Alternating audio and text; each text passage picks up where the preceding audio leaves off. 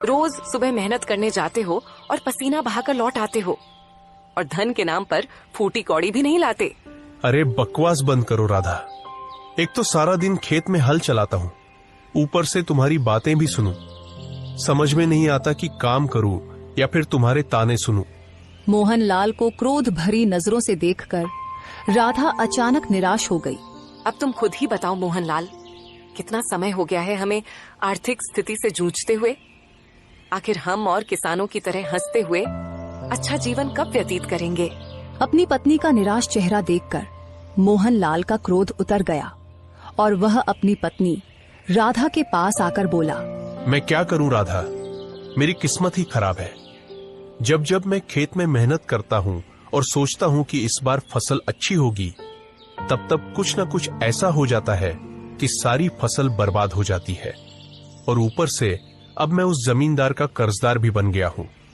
पिछली बार जब फसल खराब हुई थी, तब मैंने उस जमींदार से बीज खरीदने के लिए धन लिया था, और अब इस बार भी मुझे अपनी फसल अच्छी होती नहीं दिख रही है। सारा का सारा दोष तुम्हारी जमीन का है, वरना और किसानों की फसलें क्यों अच्छी होती हैं? तुम्हारी ही फसल पर ही हमेशा कोई न कोई आफत क्यों आ जाती है?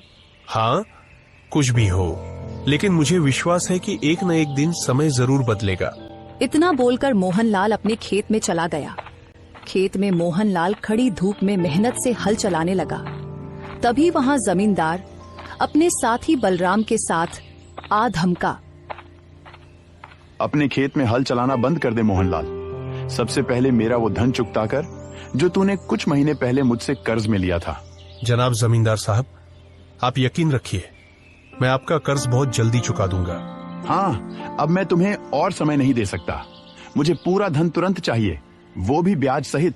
जमींदार साहब, आप भी तो देख रहे हैं कि मैं इस समय खेत में मेहनत कर रहा हूँ। कुछ दिनों की बात है, फसल आ जाएगी।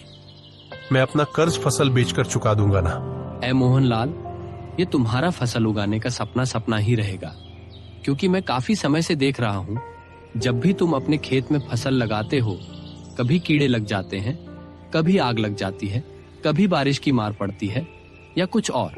सच्चाई ये है कि तुम्हारी किस्मत में किसान बनना ही नहीं है। इसलिए मेरा और जमींदार का समय बर्बाद मत करो। बलराम की बात सुनकर मोहनलाल के चेहरे पर क्रोध छा गया। बकवास बंद करो बलराम। अगर तुम जमींदार के नौकर हो तो नौकर बनकर रहो। मुझसे ज्यादा बातें लड़ाने की जरूरत नहीं है। मैंने तो सुना था कि तुम्हें गुस्सा बहुत जल्दी आ जाता है, पर अब मैं ऐसा काम करूंगा कि तुम्हें गुस्सा ही नहीं आएगा। आप कहना क्या चाहते हैं? याद है जब मैंने तुम्हें बीज खरीदने के लिए कर्ज के रूप में धन दिया था, तब तुमसे अंगूठा भी लगवाया था। हाँ, याद है। समझ लो, इस कागज पर मैंने तेरी जमीन अपने नाम करवा ली है। अब से इस खेत का मालिक मैं हूँ, समझा? ये सुनकर मोहनलाल गुस्से में आ गया। अरे यह तो पूरा अन्याय है। छोटे से कर्ज के रूप में तुम मेरा खेत नहीं छीन सकते। अरे बलराम, बस बहुत हो गया। इसे अपने ही खेत से जोर जोर से धक्का मारकर बाहर निकालो। बलराम ने मोहनलाल को उसके ही खेत से धक्का देकर बाहर निकाल दिया। मोहनलाल उदास होकर अपने घर चला गया।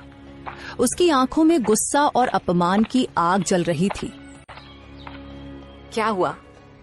आपका चेहरा इतना उदास क्यों है? और आप समय से पहले ही खेत से वापस कैसे आ गए? राधा, जमींदार ने मेरे साथ बेईमानी की है। उसने मेरा खेत मुझसे छीन लिया। कुछ महीने पहले मैंने बीज खरीदने के लिए उससे थोड़े से पैसे उधार लिए थे, और उसी समय उसने चालाकी से मुझसे अंगूठा लगवा लिया। अब वह कहता है कि खेत उसका है। तो क्या आप यूं ही चुप बैठेंगे? आपको सबसे पहले गांव के मुखिया से शिकायत करनी चाहिए।